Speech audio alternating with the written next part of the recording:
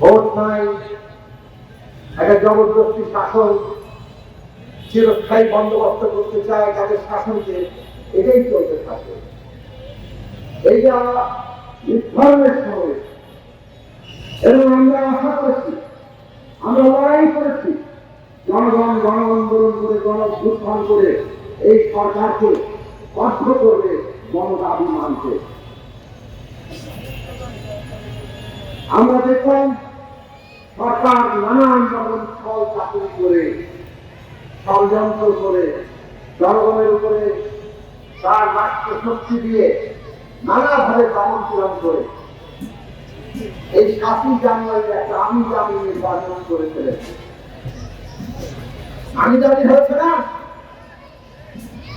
তারা নিজেরাই বলেছেন, প্রধানমন্ত্রী বলেছেন যে আমি সব জায়গায় জামি ক্যান্ডিডেট যে একজন্য করে দিয়েছি। আমাদের কোনো দাবি আছে, ওনারা যা করেন নিজেরাই জামিন ক্যান্ডিডেট সবাই করে বলেন, সেটাই আমরা বলছি যে আমি আর জামিন নির্বাচন, এই আমি জামিন নির্বাচন করে ওরা এখন আবার ক্ষমতায় বসেছে।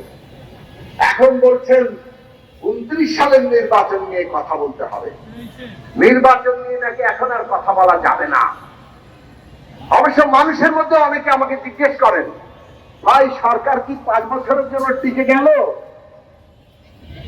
আবার কি 5 বছরই থেকে যাবে, এই প্রশ্ন কিন্তু করেন।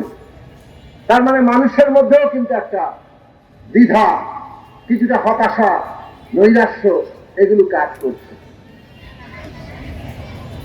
বন্ধুগণ, এই পরিস্থিতি আপনারা সবাই জানেন। এখন এই পরিস্থিতিতে আমি যে বক্তব্য দেব সেটা আপনাদের পছন্দ হোক আর না হোক, এটাই এখন বাস্তব সত্য।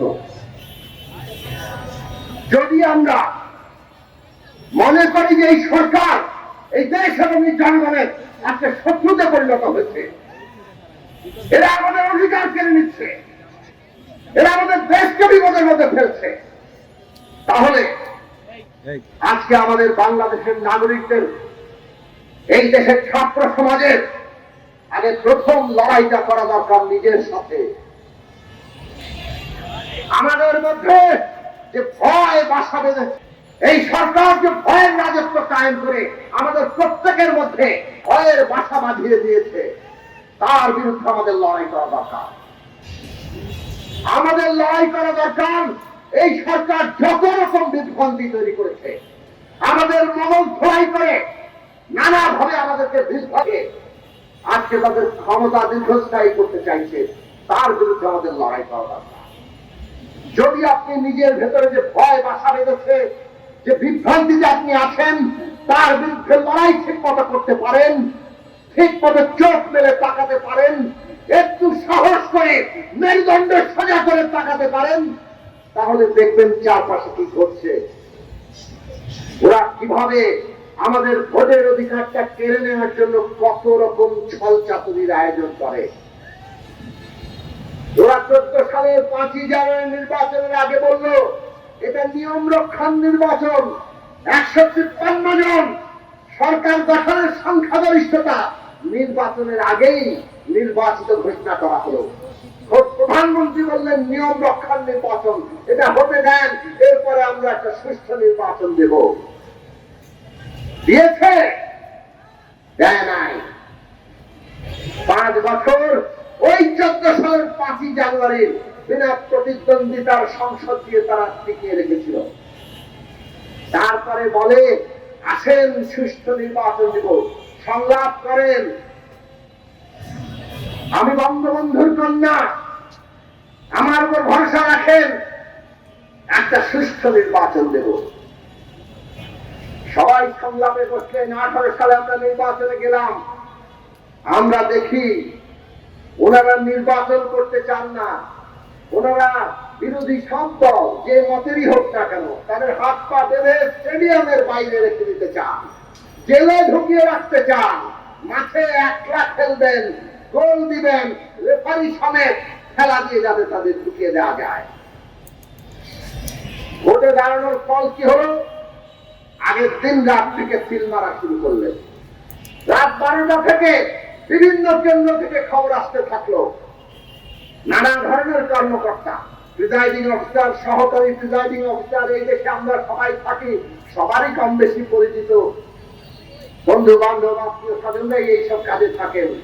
খবর দিলেন আমরা কি করব, চাকরি বাঁচাবো নাকি প্রতিবাদ করব। এই রকম সংকটের মধ্যে তাদের ফেলে দিয়েছেন। সব বিরোধী দলের নেতা কর্মীরা এসছেন পুলিশের সহায়তায়, প্রশাসনের সহায়তায়। তারা সিল মারতে চান। 40 ভাগ 50 ভাগ সিল মেরে রাতের বেলায় ঢুকিয়ে রেখেছেন যাতে বিজয় নিশ্চিত হয়। কিন্তু পরের দিন সকালবেলা 1 ঘন্টা 2 ঘন্টা তারা ছেড়ে রেখে দেখেন যে পরিস্থিতি খুবই খারাপ। তারপরে আবার 2 ঘন্টা পরে পুরো কেন্দ্র বন্ধ করে দিলেন এবং তারপর আবারও সিল মারতে থাকলেন। দিনের বেলা উৎসব করলেন। এমনই সিল মারলেন কোথাও কোথাও 100% ভোট করে গেল। কবর থেকে উঠে এসে লোক যিনি মৃত ব্যক্তি তারাও ভোট দিলেন। এইভাবে তারা একটা নির্বাচন পার করল। তারপরে প্রধানমন্ত্রী বললেন এত সুন্দর একটা নির্বাচন করলাম, বিরোধী দল মানতেই চায় না। একেবারে ন্যূনতম চক্ষু লজ্জা বলে কিছু নাই। এত ভয়ঙ্কর কারচুপি বাংলাদেশের ইতিহাসে এত নিকৃষ্ট নির্বাচন 18 সাল আগে হয় নাই। তারপরে বলেন এত ভালো নির্বাচন করলাম। 5 বছর আবার কাটিয়ে দিলেন। আমরা বললাম আসেন এই বন্দোবস্ত দিয়ে হবে না, নতুন বন্দোবস্ত করি, দেশটাকে গণতন্ত্রের পথে নিয়ে যাই। আপনারাও একটা বড় দল, আপনাদের দলের ঐতিহ্য আছে। কিন্তু তারা সেই পথে হাঁটলেন না।